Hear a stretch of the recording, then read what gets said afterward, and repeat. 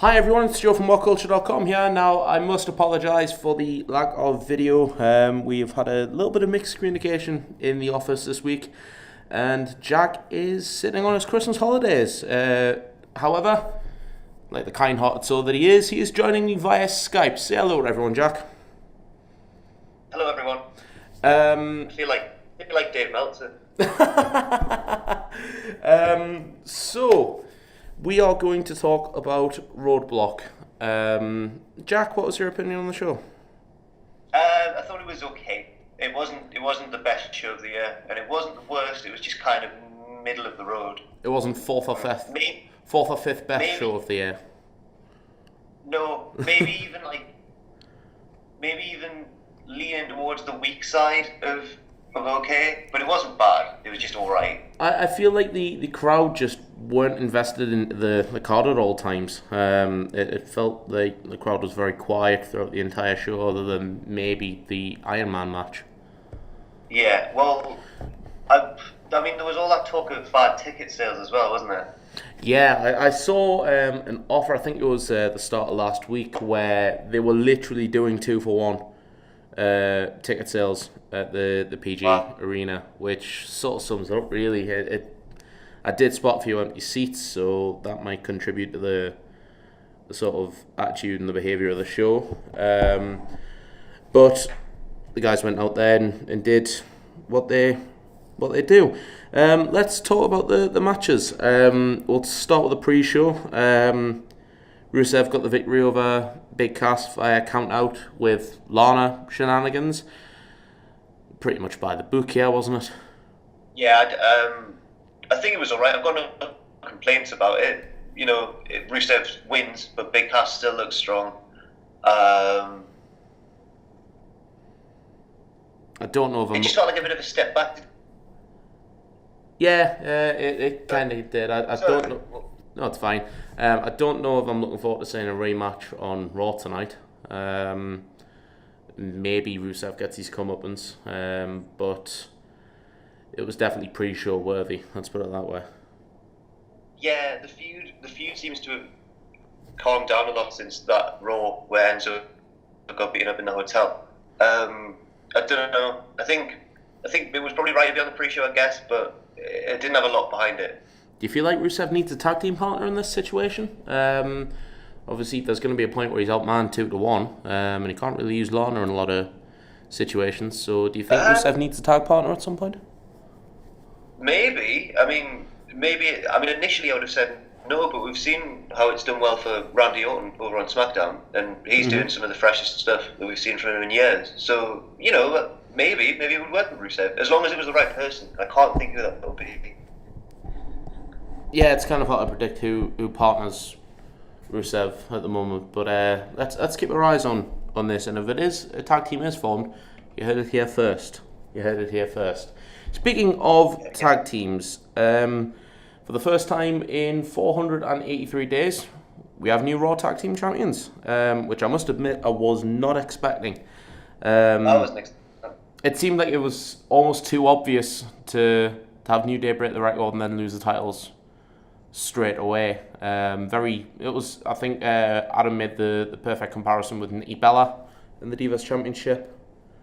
Yeah. But lo and behold, we do have new tag team champions in Cesaro and Sheamus, and I must admit the ending of this match was one of the best worked endings I've seen in years. It was absolutely fantastic. I loved it.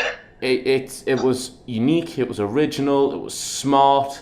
It makes Sheamus look good because he gets the fall, and it makes Cesaro look like one of the most intelligent minds in wrestling by intentionally missing the tag. And it was a great show of respect by the New Day to hand the titles over, in my opinion.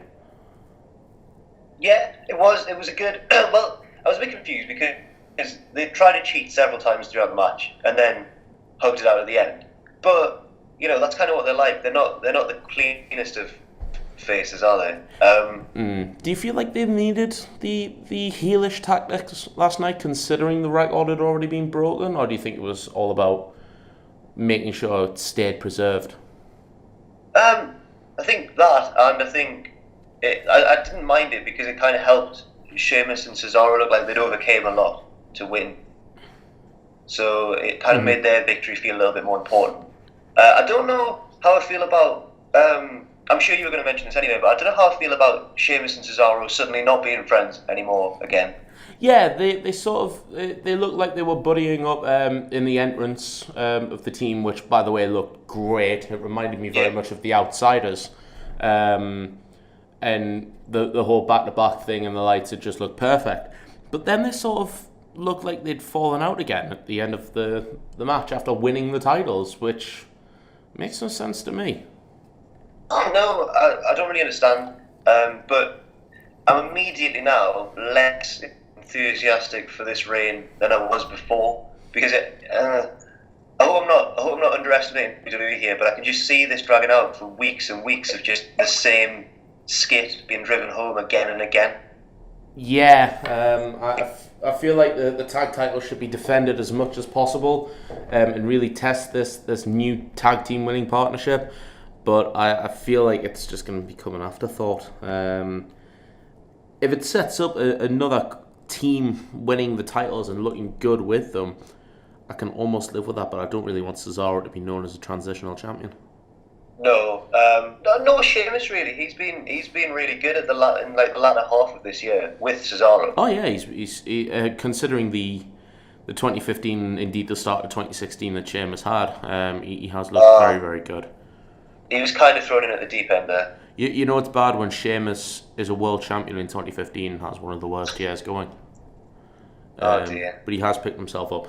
And also, we must congratulate Sheamus on winning the Triple Crown. He's held the WWE title, the World title, the Intercontinental title, the United States title, and now a tag team title. So, is this his first tag team title? It's his first tag team title, so he joins a very elite class of Triple Crown winners. But something I realised very quickly after that, Roman Reigns completed the Triple Crown quicker. How insulting is that? Great stuff. Yeah, I know. Let's move on to something I know that grinded your gears a little bit as well as it did mine, and that was the 10-minute time limit draw, which was a Sami Zayn victory, but by the letter of the law is actually a 10-minute time limit draw because Sami Zayn did barely anything in this match but survive. Yeah, I've got two issues with it really. One, because of the actual ruling, I think it should have been a draw rather than therefore a Sami Zayn victory. Because why did he get that reward for just surviving? Why stack the odds against the heel? You know what I mean? And also, Sami Zayn's even if you ignore what the things he did before WWE when he was El Generico. Yeah. Even if you ignore that he's not a weak wrestler. Of course not. Even in WWE, he's been an NXT champion. He's beaten Kevin Owens clean a few months ago. He's not he's not a lower carder in kayfabe terms. He's a threat, and I just think, as you say, he did barely anything in this match. It was almost like an extended squash. Yeah, I feel like the whole experience was to make Strowman look good, but handing Zayn the victory by surviving 10 minutes has just completely counteracted that. Yeah, it's like what you do. You'd have a monster, like a big baby face, do that to a cowardly weak heel, and that would make sense. Yeah, but it's really sort of pushed Strowman back, in my opinion. He now needs to do something really, really big to make himself stand out. And I think it could come in the form of a title, which I'll address on the Raw pre-show podcast. But ultimately, yes, Sami survived. I feel like this sets up his Rumble run. I'm still pretty confident on the Iron Man thing with Sami Zayn. And I hope so. I hope that happens. I want him to be eliminated just before the Final Four by Strowman after going about 45-50 minutes. Okay. I'd like that. That's what I'm thinking will happen with Zayn. And as for Strowman, like I say, I'll discuss that on the Raw Pre-Show podcast because I believe there's a title run in Strowman yet. So we'll keep an eye on the big man. Let's move on to Seth Rollins versus Chris. Sorry. Yeah. What was Foley wearing? What? Sorry. What was Mick Foley wearing? Oh, it was like. I mean, I have to give Mick Foley credit. He's lost about 100 pounds in the space of a year, and he probably looks and feels better than ever. But it looks like he was wearing the same jacket he was wearing when he was 100 pounds heavier. I didn't necessarily mean size of the clothes. I just meant like the clothes themselves. There was a suit jacket, a tie. There was what looked like sort of tracksuit bottoms. I thought it was a leather jacket. Oh, sorry. Yes, it was a leather jacket. You're right. Yeah, man. He's never worn leather. No, I would have preferred him just stay in the flannel. It was bizarre. Or something Christmassy, considering he loves Christmas. He does. Sorry about that. I just had to bring it up. No, it's totally understandable. Hashtag content. Anyway, Seth Rollins and Chris Jericho. This match went the way I thought it was going to go, but it looked good. And it says something that Chris Jericho can still deliver great matches, considering his schedule and his age and his experience. I think Seth Rollins is clearly being established as the future of not just the company, but the entire industry. I think he looked really good, but I think this now needs to start the Triple H feud. I know they referenced it quite a lot, especially in the pre-match promo, and then I think it was something mentioned in the post-show as well. But this now needs to start the Triple H feud. I'm really expecting something at the Royal Rumble from Seth Rollins and Triple H. Yeah. Now, do you know what? This match was alright. Like, it reminded me of, it was a far better match than the one I'm about to reference. But do you remember last summer when Rollins had just won the title? And, not last summer, like summer 2015. Was this... There was a match... was this after he'd won the United States title as well? I'm not sure. It was when he was in his feud with Kane. Kane. Yes. Or Demon Kane. And there were two different people, but they weren't. And it was a stupid feud. Yeah. But there was a pay-per-view match where it was Rollins versus Kane, and it seemed so predictable that Rollins was going to win clean, and then he did. And it was like, I was expecting like some kind of shenanigans, but there wasn't any. Rollins just won clean. And this is what happened here, kind of. But it was a far better match, and Jericho did a far better job than Kane did, no offense to Kane. But it just seems like this is one of those pay-per-views where they really got back behind the idea of let's just build some momentum for Rollins, let's have him win, and move on to the next thing. I also feel like the involvement of Kevin Owens has done nothing but stoke the fire for a potential Jericho and Owens feud down the line. Obviously, we'll talk about what happened with Owens and Jericho later on in the card. But I think that definitely stokes the fire and gets them ready for that argument and that match down the line. I'm still calling a WrestleMania match between the two. Yeah, that'd be fine. Yeah, that'd be good. It would be a good way to send Jericho off, because I know he's got a 2-hour fuzzy coming up after WrestleMania season, so it would be a good way to get him away, in my opinion. Yeah. Let's move on to the cruiserweights, and ooh boy, this was fun. And I'm not talking about the match itself. The match itself, in my opinion, was far too short, and it was just entirely submission based. Yeah. From three guys that I wouldn't associate as submission based wrestlers. Maybe Kendrick, but not really. Oh yeah, but Kendrick's got the experience on the two, which is why you could probably lay him more towards the submission stuff. But it was. I'm glad that Swan retained. Sorry, first of all, I'm glad that Swan retained. But yeah, man, the match was it's a weird one. Someone asked me on Twitter if I felt the cruiserweights needed to do like all of the mad flippy stuff just to put themselves over, and no, I don't think they do. But 6 minutes of just, I'm going to put you in a knee bar, now I'm going to put you in my captain's hook, now I'm going to come up with a submission move that I don't really know because I'm not a submission wrestler, doesn't work. And it's reasons like this that this cruiserweight division is faltering. I'm wondering if they've told them to tone it down so they don't steal the spotlight from the rest of the show. It sounds a bit conspiracy theory-ish. I'm not sure if that's true. It's an absolute shame that the cruiserweight division, this new concept, was the toilet break match to this pay-per-view. But it was not more than made up, but it was helped by the return of Neville. Yes. I think I know what you're going to say to this, but what's your opinion on Neville's return and heel turn? I thought it was really good. What do you mean? Do you think I'm going to slate it? No, I have an odd feeling that you really enjoyed it. I did really enjoy it. I'm just glad that it gives Neville some purpose. He's looking good as well. Yes. From what I saw, he's looking really good. Just like him again. Yeah. I think Neville is where he needs to be. I think he can really bring this cruiserweight division to light. And I think a heel Neville working with a face Rich Swann has a brilliant dynamic to it. And I see Neville winning the title in a couple of months off Swann. I want to build the Swann title reign a little bit, or I want to see it built a little bit, I should say. But ultimately, I want Neville to be the guy to take the belt. Yeah.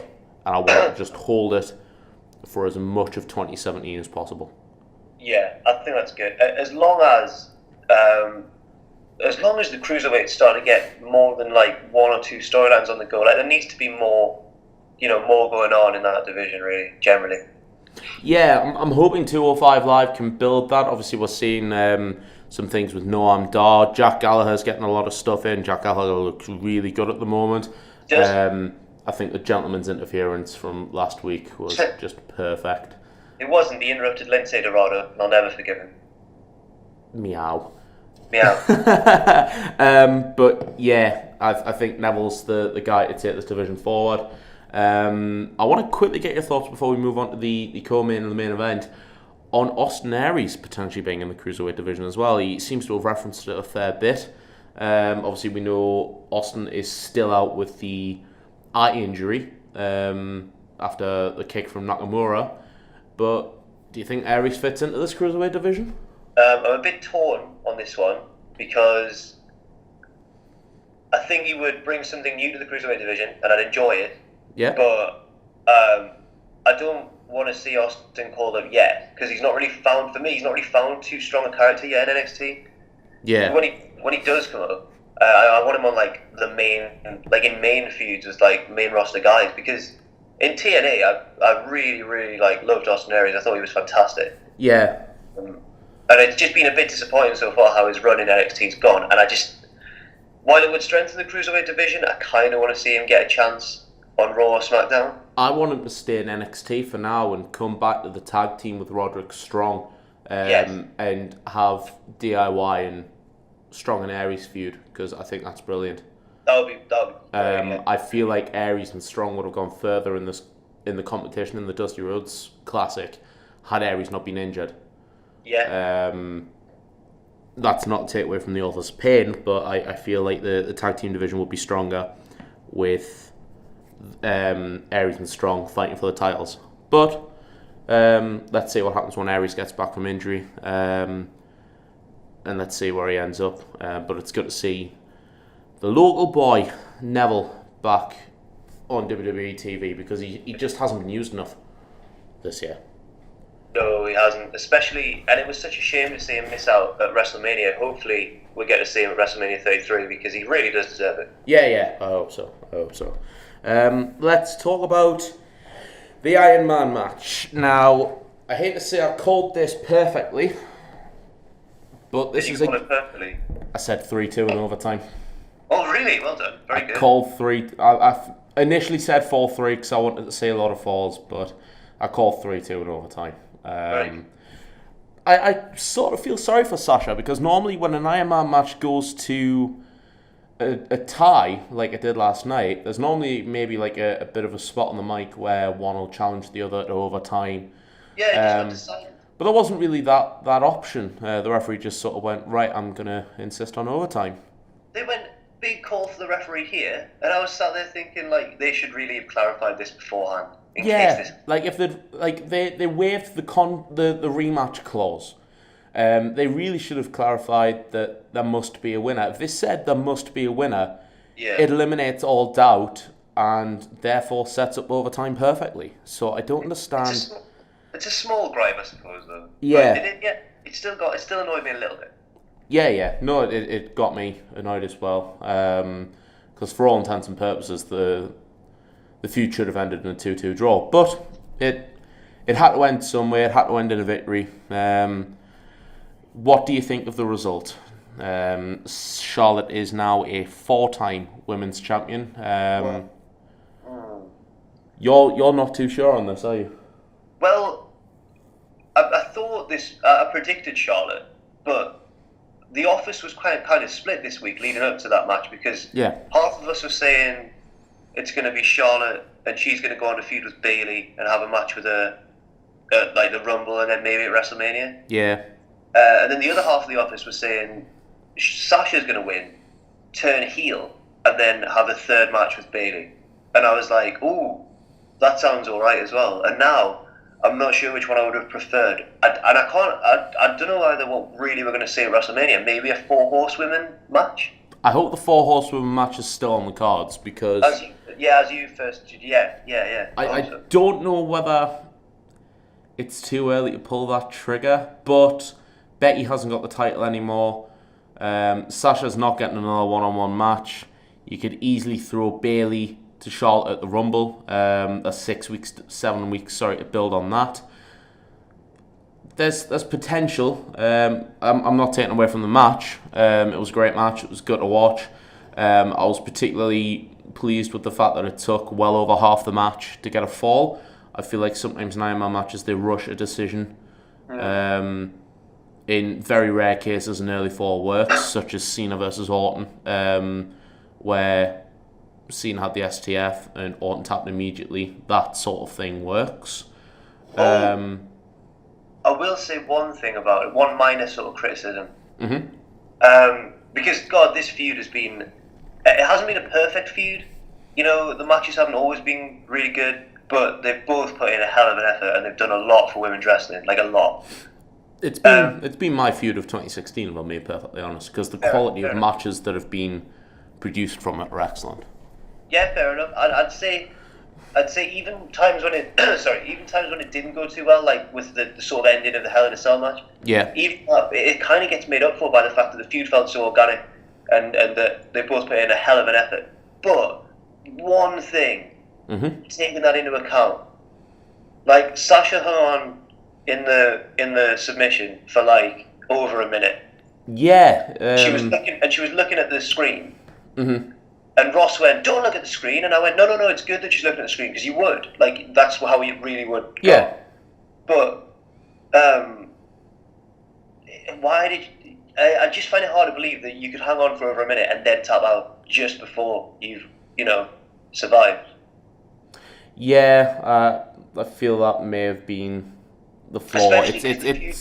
Especially because the feud's been so gritty and so tough before that. And then suddenly Sasha's like, that one's a bit too much. It feels like it's a repeat of the end of the Bayley-Sasha match. Only this time Sasha, I should say, knows how long she's got left and still taps. Yeah, and I'd have preferred it if she'd maybe tapped half a minute earlier and then desperately tried to get a fall and then not been able to, or something like that. Yeah, but at that point she was 2-1 up. So if she just plays defensive, right, she's there. Yeah, but it's a tricky one.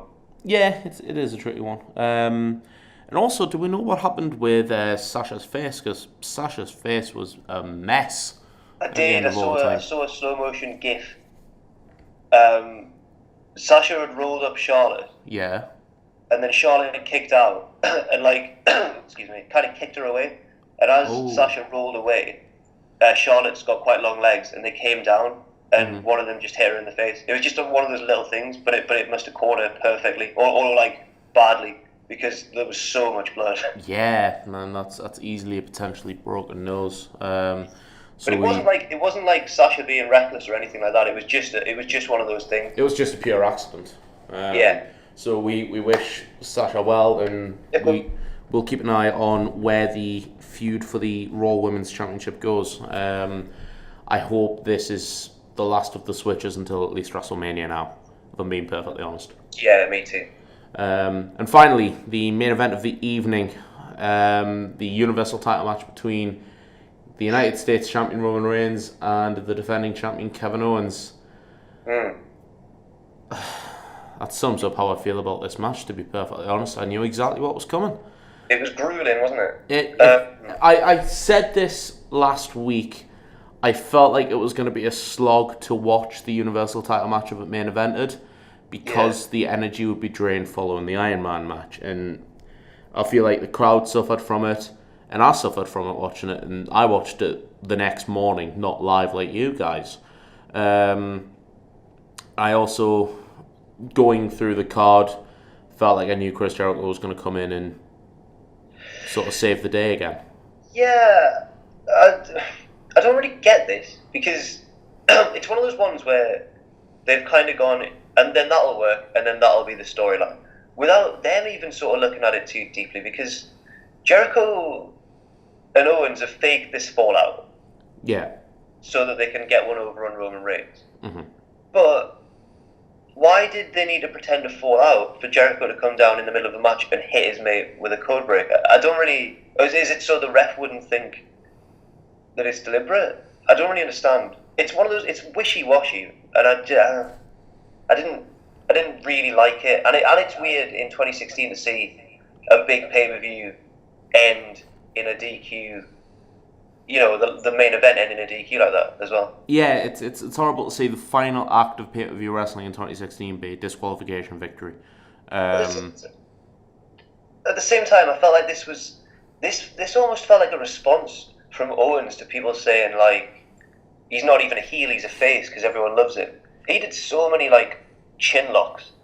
It wasn't an entertaining... He wasn't jumping off the top rope. He did hit some frog splashes later on, but for a lot of this match, he was wrestling totally heel. The retreating tactics. I think he rolled out the ring maybe a dozen times yesterday. Yeah. And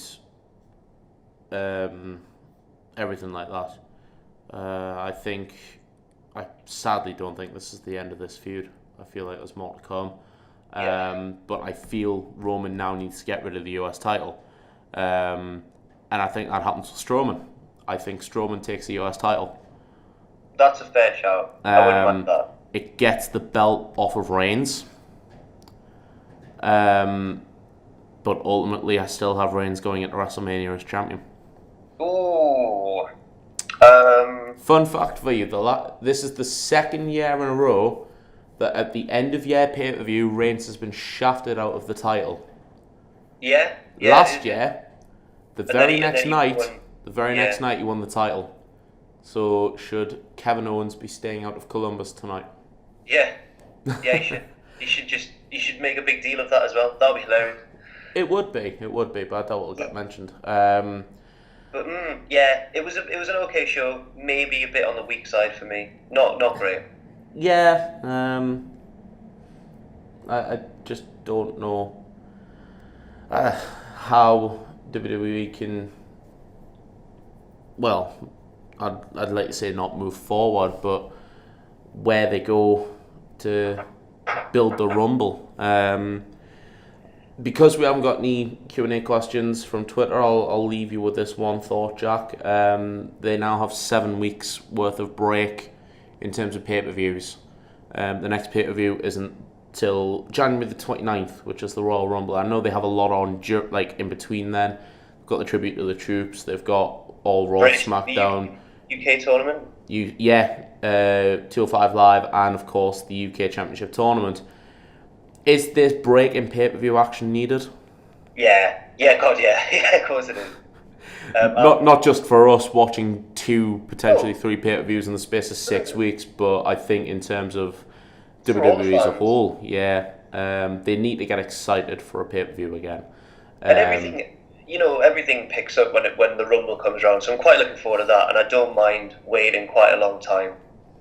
Yeah, I can deal with a 7-week wait if it means that the Rumble's going to be top-notch. And we're already getting little tasters of that with the likes of Goldberg and Lesnar being advertised for the Rumble. So let's enjoy this pay-per-view break. Let's enjoy everything that's going on in the middle, especially the UK fans who have this big tournament to look forward to. And let's say goodbye to pay-per-view wrestling in 2016. It's been an okay year. I feel like this show summed up the standard of pay-per-view wrestling in 2016. It was okay, but by God, it wasn't the best. Yes. Okay, yeah. I think you're right. Well, no, I think it's been slightly... I don't know how to really put it without droning on for too long. I think, like, it's been alright, but if you look back at individual matches, some of the... Right, I've got it. I know what it's like. Okay. So, if you count every pay-per-view as like an album, like an LP, none of them really this year have been great.